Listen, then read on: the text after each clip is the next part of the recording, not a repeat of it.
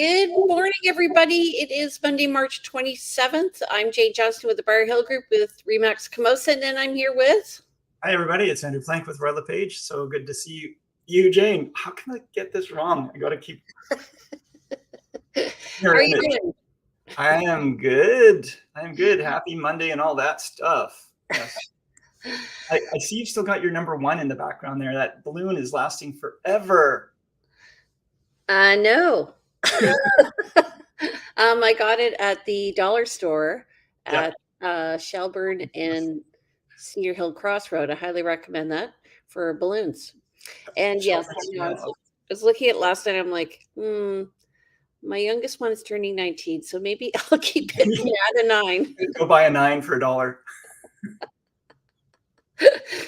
So, how has your week been? Yeah, pretty good. Couple properties under contract. Always sort of ups and downs in stick handling people's needs, wants, expectations. It's really that's one of the joys of this business. And the market is pretty funny right now. You know, I've been multiple offers a number of times. This latest offer we were not, thankfully, but yeah, and then working on a few listings that are coming live soon. So yeah, it's been busy and good. I'm loving that the weather is starting to, you know, feel spring-like, and the daffodils are out, and everything's just starting to bloom and look beautiful. This is the time of year that I call it mating season for houses. Mating season? Yeah, well, you know, mating season is when everybody, okay, so everybody starts, you know, feeling a little bit like let's lovey-dovey, let's make some changes out there in the world. Let's get out of the winter doldrums and start living life. And I think that's why spring is always the big time where we find our biggest push for people wanting to buy or sell. So yeah, I call it mating season for houses. Okay, I thought you said meeting season, but it's mating season. Yeah. Tinder for houses. Tinder for houses. Swipe right, swipe left. Yes. So I've never actually been on Tinder, so I'm hoping that was right. What was I going to say? So I was in Vegas at a conference on last week. First of all, it's so incredibly dry. I'm so glad that we live here. I am affected by the light. I noticed, like last night at 7:30, it was still bright outside. I agree. Optimism in the market. I have found sellers have sort of taken their time getting their houses ready these days, and so I think we're gonna see a lot of listings coming on the market shortly. Yeah, it does feel like, again, I've got listings I've been talking about listing for quite some time, and they have been delayed, or they're not quite ready yet, and there's work to be done and so forth, but they're coming. But I would have encouraged being on market sooner if possible. Circumstances are circumstances, so that doesn't always allow. Yeah. Okay, so let's look at what's been going on in the market. Stats. Let's look at stats. Okay, so we're looking, we're going to do the stats and then just talk about 5 strategies for why your house may not be selling and things that you can do now that we're heading into spring. And, you know, we'll probably talk more than 5, but because that's just the way we are. What we are. Yes, it's what we do. Okay, go ahead. I have Monday, March 6th and the 27th. So we have a two week.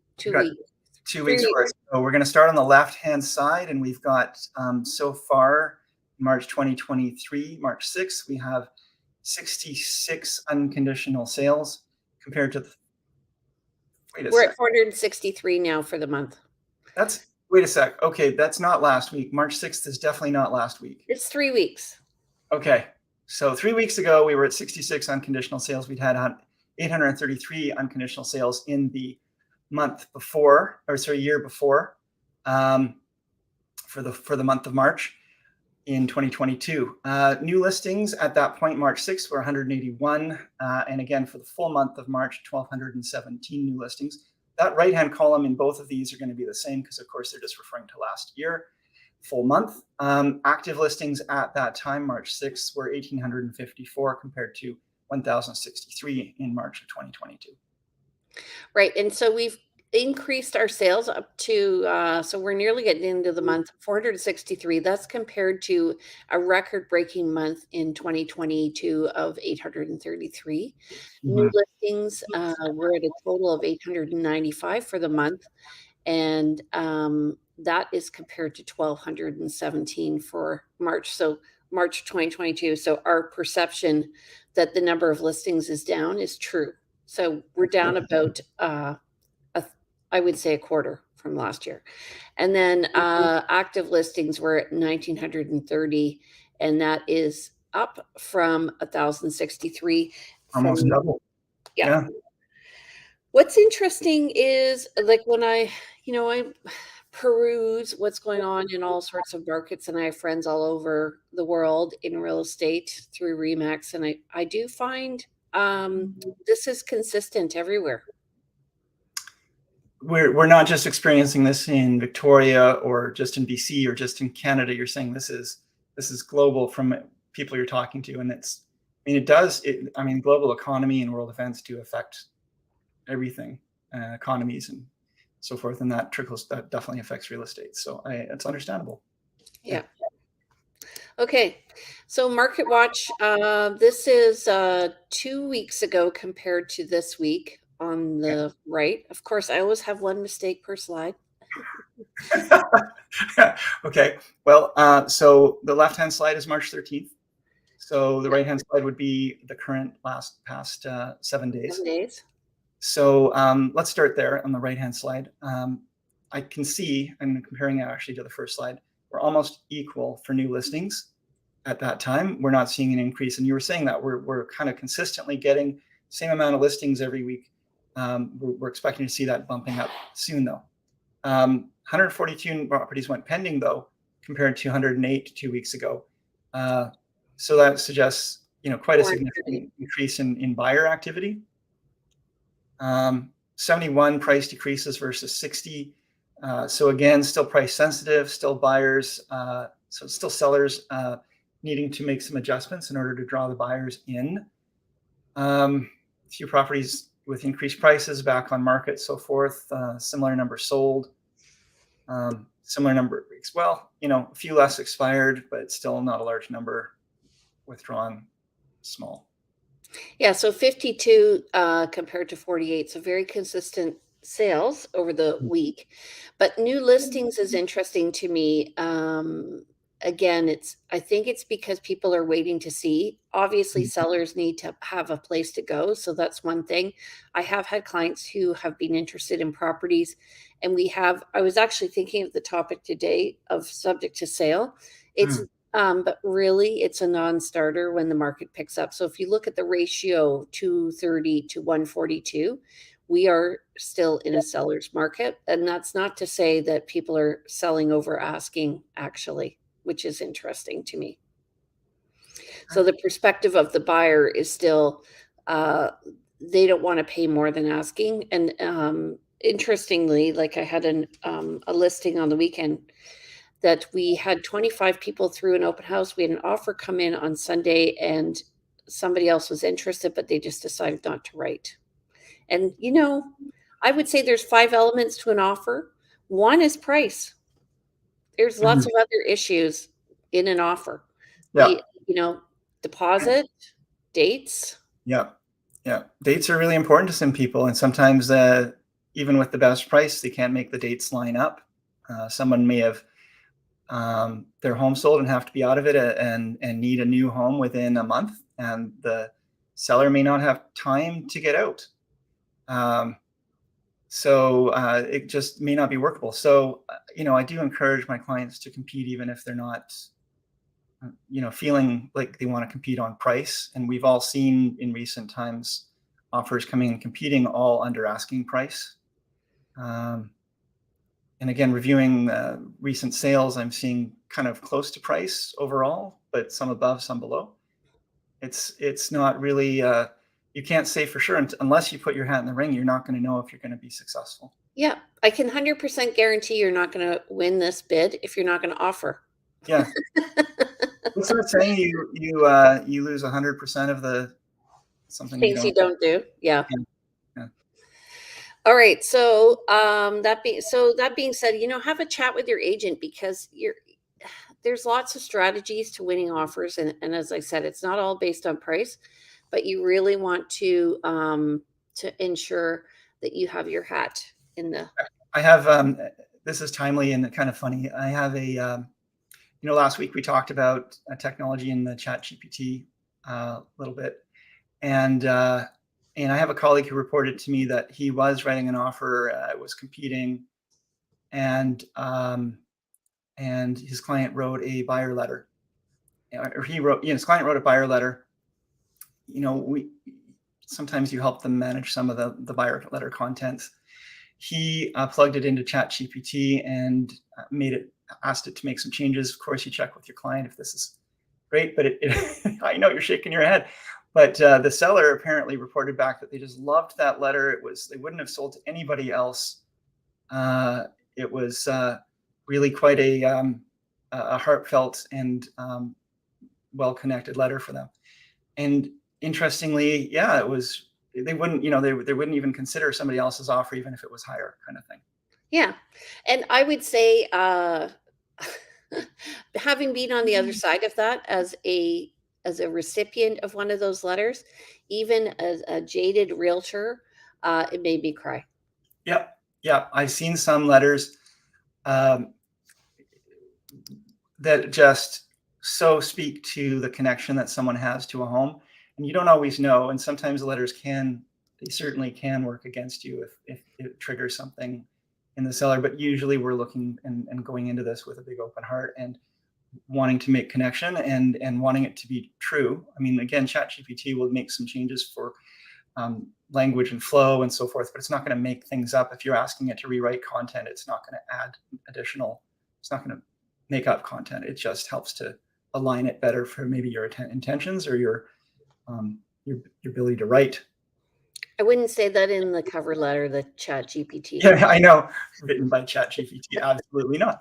But it's just an interesting piece of that. But the point is that no, those letters are so powerful and can really make the difference. So yeah, there's elements to an offer, but those elements are not always priced, like you said. Right.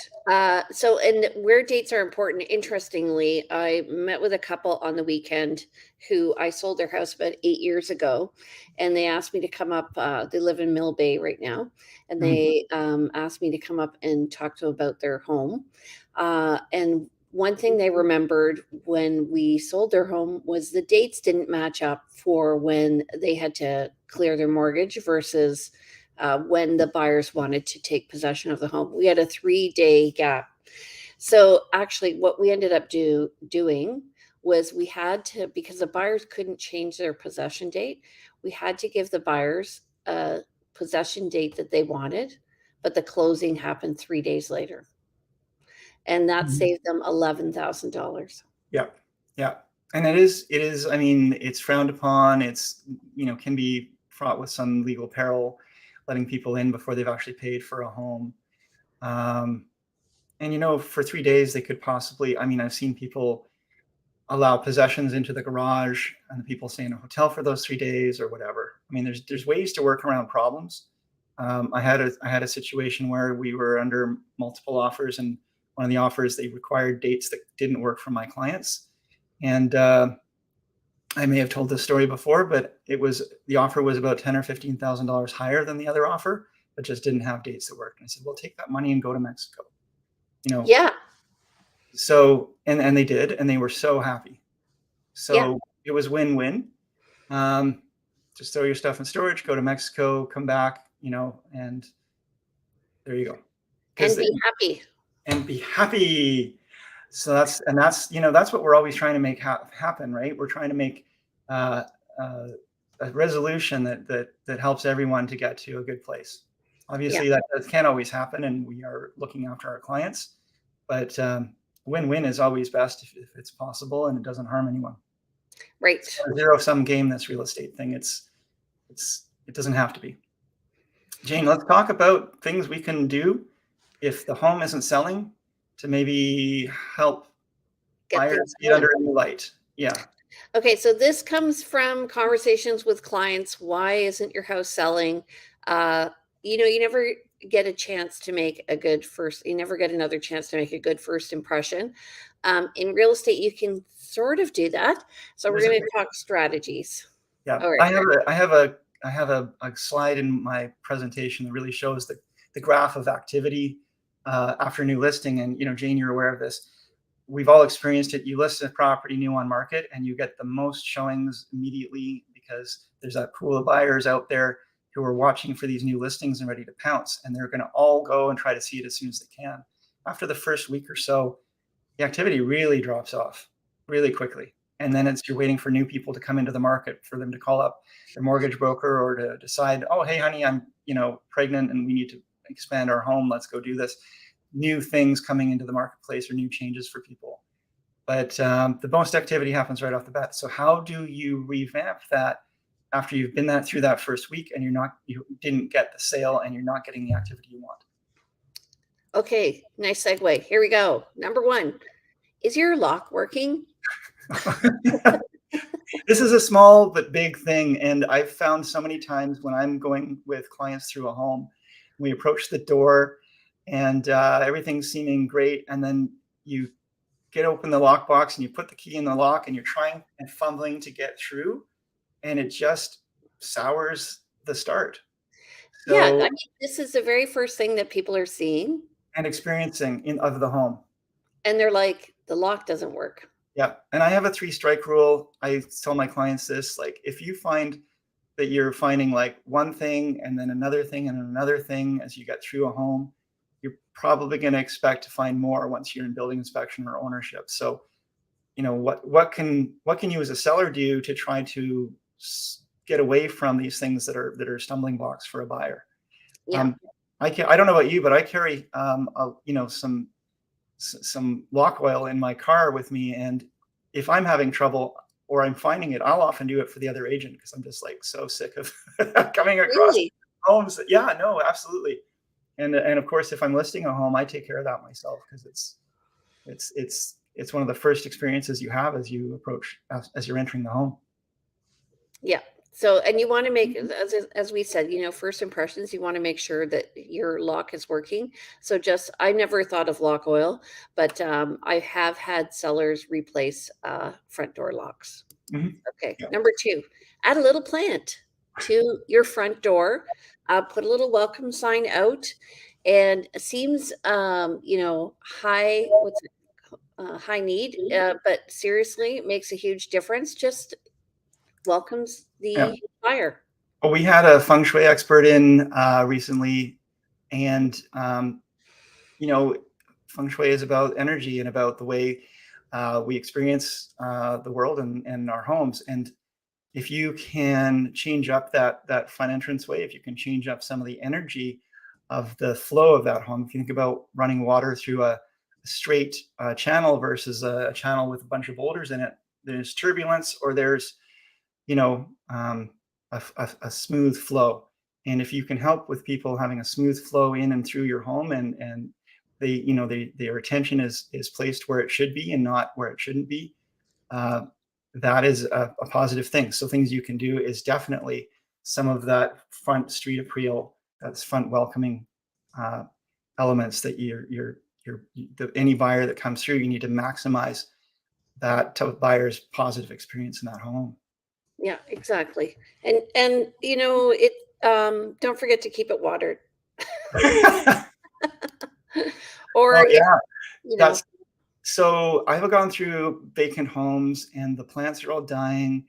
It's winter and the heat is off and everyone's shivering. They ask us to take off our shoes when we go through the home, but we're like freezing our feet off.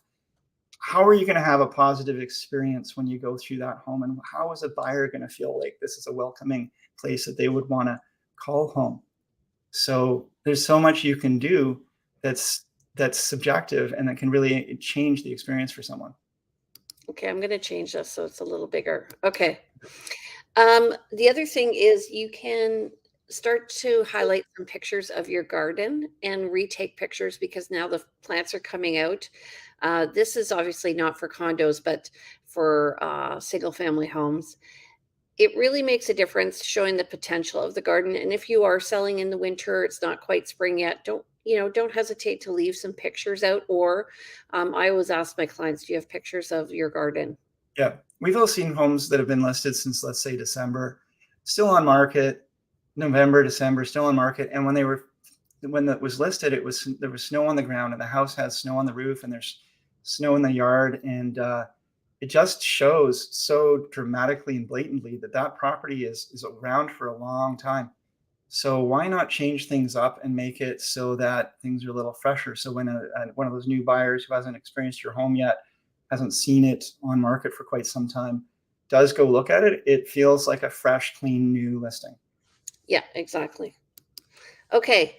Now we also talked about this at the beginning. You never get a chance to make never get a second chance to make a first impression. Mhm. Do declutter, and this is something you can do as you go along. It is overwhelming for me as an agent, even though I would say, pretty experienced, to see a house with so much clutter in it. It's shows a messy mind, really. Yeah, I mean, I know people. I mean, I certainly get stressed out if my home is a mess because I personally, it distracts me. I know some people who know where everything is in their home, and their mess is part of part of how they work, and it's fine. But when it comes to selling the home, you want people coming through that home and seeing, being able to see their own world in that home. And if they can't overlook your own mess, it's going to be difficult. And not only mess, but personal items. Um, I listed a home at one time where the seller was a trophy hunter, and that home was chock a block. And I've been through homes like that as well, chock a block full of animals on the walls and on the floors, and stuffed animals everywhere. And you know that anybody going through a home that is full of that stuff is only going to be seeing and experiencing those things. And when they leave, they're not going to be talking about what a beautiful kitchen was in that house. They're not going to talk about the flow or floor plan. They're going to talk about, oh my God, what was that? Yeah. Religious items, personal items, personal family photos, all of those things should come down, and just try to make it as clean and decluttered as possible. And also, hey, you're going to be moving anyway, so why not start the process? That being said, you don't want the house to look like the picture on the right-hand side, because Mm, you if you do, people are gonna be able to see every nook and cranny, and they also make generalizations about the house as well. They can see more detail, so I would add pictures and a little bit of furniture into this on the right, but this is what I pulled off Canva this morning, so okay, okay. I mean, I find that I think a vacant home is much superior to a cluttered home. You can digitally stage for very inexpensively if you don't want to take on the cost or expense or bother of an actual physical staging. But that does still mean that anybody coming through the home still sees a vacant home when they actually arrive. So if you do want to stage it, sometimes people use their own furniture. Uh, do consult with someone who is an interior designer or a stager. Don't try to do it yourself unless you have a lot of experience. We see a lot of Pinterest homes, and that's great, and it's actually fine. But if you don't have a lot of experience with it's interesting because I have a listing right now that's vacant, but so I went in with the seller and staged it, spent a Saturday moving furniture around, and I guess people didn't realize that it's vacant. So many, because we made it look like someone's still living there. Um, and if they opened up the closets, they would see there are no clothes there, but the house looks like, oh, like, the kids have been playing in this area, or the living room looks comfortable, the heat's on, and yeah. all of that. And So, that's the point of staging. If you're going to stage, it's got to be staged in a way that it positively tells a story about what it is like to live in that home, yeah. and show all of the positives of how that home could be lived in a really fundamental way. So Okay. Adding a few plants, and also possibly repainting your home. Just give it a bit of a refresh on the whole look. And what this does is it creates, you can see like contrast here, which and warmth. So the plants give it warmth. We have the blanket on the couch. A nice clean look. And they call this in the US a white box. So Okay. this is a way to refresh everything. So we did that in our house. So you can see my house is white. When we bought this house, it was actually a listing of mine, and I told the sellers to repaint it, and they refused to. And when we moved in, the first thing we did was paint everything white, and it just totally changed the whole look. So Right. Right. highly recommend that. We live in a white box as well. And we bought a home that had already had some updates, but then we did a pretty massive reno on number of rooms and spaces. And we like that nice clean look, and try to keep things decluttered. And I mean, you have to live in your home. And at the end of the day, though, when you're selling it, you are creating a product, and you need to show it off to the best. And some plants add some life. The white adds light. There's nothing worse. And a lot of ceilings that look white are not white, and they just collect light. And people going through a home will really react unconsciously to these things without really even knowing, and they will have an experience again that may not be the most positive. So there's things you can do. And painting a house is one of the cheaper things you can do for improving your home. Yeah. Now, that being said, Jane, was that number 5, or do we have anything more? One more. Okay. Retake your photos or move them around. So I went to a listing the other day, and I saw the photos were obviously taken with their camera. Right. So we really want to make sure. Meredith is on again. Hello, Meredith. Hi, Meredith. Thank you. That was white box. Her house is a white box for the most part. Yes. Realtors have something in common. So yes, definitely retake the pictures. You can just move them around, and also you can refresh the listing, which means you can, Andrew was talking about the curve. So on realtor.ca, actually, people can look for only new homes, only new listings. So if you refresh the listing, you actually show up again. And also, if so people, you're not saying that people can only search for new homes, but you're saying that there's an option to search for new homes only. Yeah. And so if someone's looking for that, the only way to be seen on that is to be a new listing, and you can refresh a listing. Yeah. Yeah. Okay. Yeah. Okay. Yeah. So that's about it. I have found, by the way, the reason why this works is sometimes when people have a search for a property, they may have discarded it based on price. So if you refresh the listing and change the price, you may still not show up on their search. So I always tell my clients, do not discount on price. Discount the listing based on other things like layout, things you can't change, or location. Sorry, say that again. What are you saying about discount on price? How do you? Do not discard Yeah. a listing based on price if you like it. Oh, okay. You're not talking about your sellers. You're talking about for buyers. Yes, absolutely. I agree. Yeah. Oftentimes the seller is actually ready for a price reduction or negotiations, and you can often get in ahead of them if the place is overpriced and it's been on market a while, and then address those issues through an offer. Yeah. I want to talk about this. This is interesting because I just relisted a property, and we've got. Could you go back to that slide? It doesn't really matter, but we just relisted a property. I did exactly that. I reworked the language in the write-up. I reordered the photos. I made sure that the photos were showing off the most positive bits, but I wanted people who are seeing this new listing to not just say, I've seen this already. I've seen this main photo on my feed come up over and over again on my buyer feed.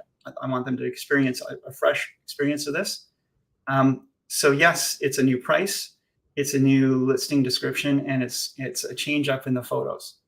I always edit and do post-production editing of my photos just to ensure that they do show up well. But at the same time, there's some things you can do to tweak them so that people are not seeing the same thing. There's something called the reticular formation. This is getting really nerdy, but we have reticular activation. I think there's also the reticular formation. It's something in your brain that that you start to see the same thing over and over again. You're going to stop seeing it. Your brain just immediately just stops seeing it. And I used to experience that in my camera shop. People would come by and come by and come by and look in the windows, come look in my on my inventory shelves. If I moved something, it would sell because suddenly somebody comes through and sees it. It's just been physically moved. It hasn't been changed in price, nothing else. But now there's a change in environment and they're seeing it for the first time because they've been overlooking it because they've seen it so often in the past. So we want to do that with our listings. So yes, agreed. And actually you can see that when you go to stores, like even the grocery store, and they change the aisles around. Like, why did you do that? But they're trying to get you to look at different things. So Meredith has a couple of questions. Yeah. So would you show the house at different times of the year? Photos is what she's referring to. Yeah. Absolutely. That's not a bad idea. Yeah, absolutely. If you have really great showing in winter covered in snow, or beautiful springtime at the different times of year, a buyer it'll help them understand what that property is like throughout the year. I mean, we sell in the spring generally because it's showing its best. But right. If it looks beautiful at those other times of year, and there's some really wonderful fall leaves or beautiful frost or snow, bring it. Yeah, for sure. I asked my sellers to provide me with photos from different times of the year of the garden. And so we leave those out, or we actually have a sharing folder that we share with buyer agents, and we put all of those photos in there. Yeah. Yeah. And what you see in the listings is not all, it's like tip of the iceberg often for what's actually available for information. But of course we're just trying to do the CV, the resume, the basic top, positives, and then have people come in, do their research after that. So I will say, what I was explaining to a new agent the other day. You're welcome, Meredith. I was explaining to a new agent that sharing folders are a relatively new thing. What happens is somebody comes up with a good idea, and then gradually it becomes normal in the industry. And sharing folders are something, I don't know, I've been using them for maybe 5 or 6 years. And I put them in with all my showing confirmations. So if anybody writes an offer on my property, just so you know, it's there. And the reason why I do that is because I figure that it's important for buyers to know as much about the property and to have all their questions answered before they bring in the offer, so that they come in informed. I've been doing the same, and it's and it was really surprising to agents right off the bat, and they always got this really amazing feedback, like, "Oh my God, this is amazing! I don't have to go searching for all this information," because they're going to ask anyway. So why not provide it?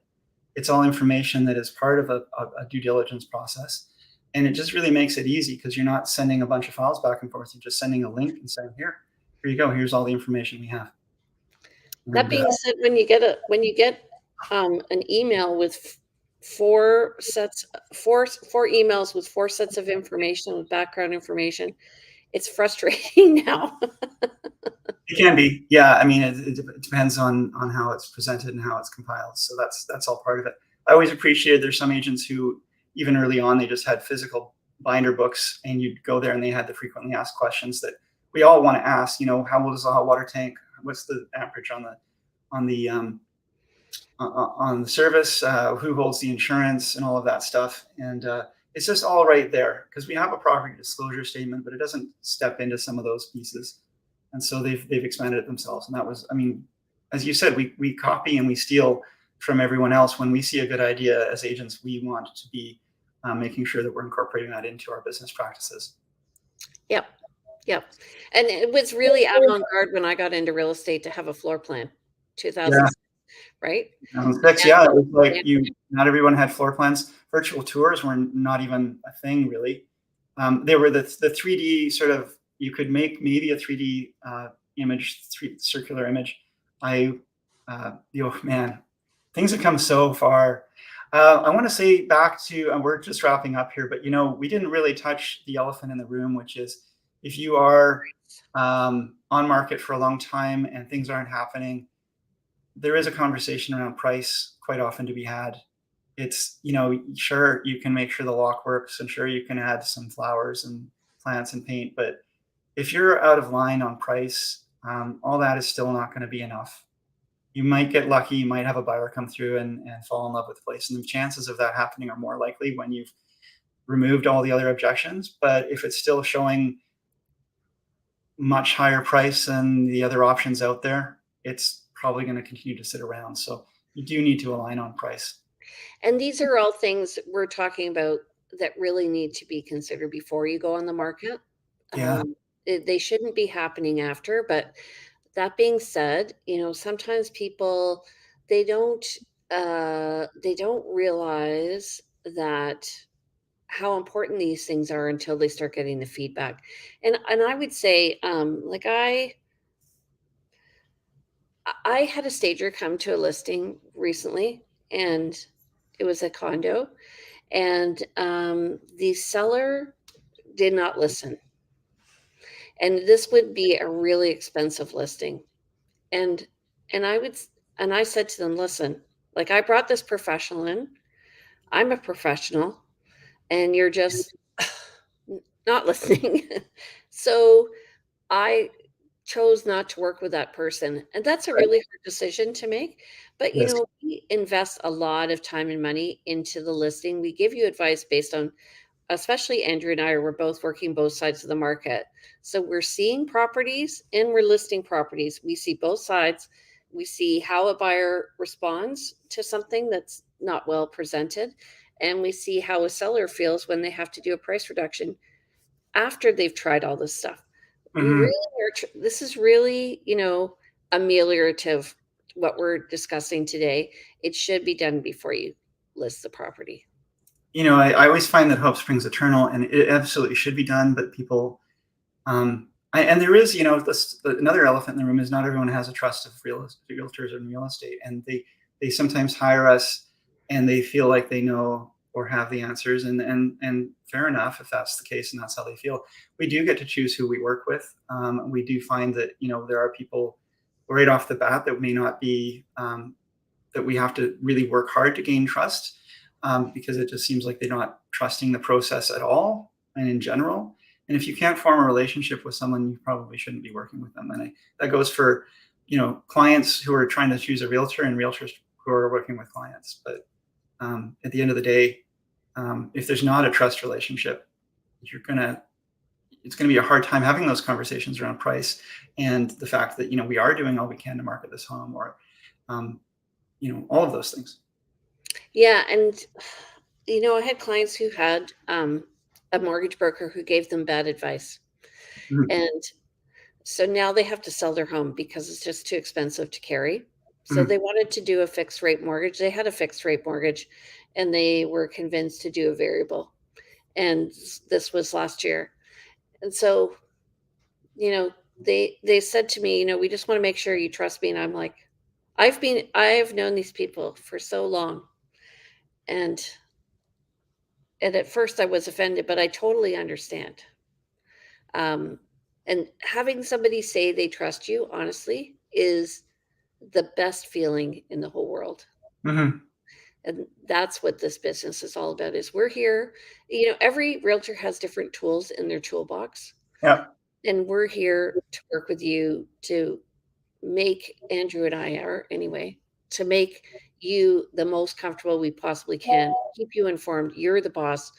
We we will follow your instructions, but we'll also give you advice on whether or not we think it's good or bad instructions. Yeah, you're gonna get us, if with your permission, you'll get our opinions and our advice and all of that, and we will follow your lawful instructions, and we encourage you to make them. Like, we want you to make good decisions. We want you to be informed and educated and fully aware of everything that's happening. And if there is not a trust relationship, then anything we There's say is no gonna fall on relationship. deaf ears. So, and it makes it really hard to work together. So, if we can't build that, then it's difficult to work in. And Jane, I've said, I was just talking to a newer in the business colleague, and I've gone through times of feeling a little jaded in this business and a little bit like, wow, But at the same time, I love this business, and one of the things I love most about it is the challenges that we face and the personal growth that is forced upon us, because we deal with people all the time, and they're some of the best and worst circumstances for them. And And I feel like I've become a better person through this process. So that's one of the beautiful things about this business is it does challenge us on all levels. I'm definitely more nurturing than I used to be. Mm. I was probably I was also ruthlessly efficient when I first started because I had 2 kids. Really were. Yeah. Yeah. And Yeah, and it served you well from a financial and a from a career perspective. But at the heart of it, we all work to be, as human as we can as well within all of these different roles that we play. yeah, yeah. Anyway, enough of that. Okay, Love you, Jane. Thank you for that, by the way. you're welcome, and I just want to say, everybody, we are on a Monday mornings at 10 a.m., and if you have any questions about real estate in Victoria, please get in touch with us. Andrew, how do people reach you? Yeah, they can reach me at 250-744-3. No, wait a sec. What's your number? Okay, you can reach me at 250-360-6106. Info@andrewplank.com is my email. Andrewplank.com is the website. You can book a meeting with me, either coffee or a buyer or seller consultation, even lunch if you know me personally, and I'll send you the private link. Instagram, I'm Plank Andrew. Okay. My name's Jane Johnston. My number is 250-744-0775. You can reach me at briarhillgroup@gmail.com. My website's briarhillgroup.com. It's also victoriarealestateshow.com. And you can reach me on Instagram at realtyteacher_remax_Victoria or Vancouver Island Luxury Living. And don't forget, thank you, Meredith. Have a fabulous week ahead. And don't forget to subscribe. We are on YouTube, and we'd love to hear any comments about what you'd like to have shown.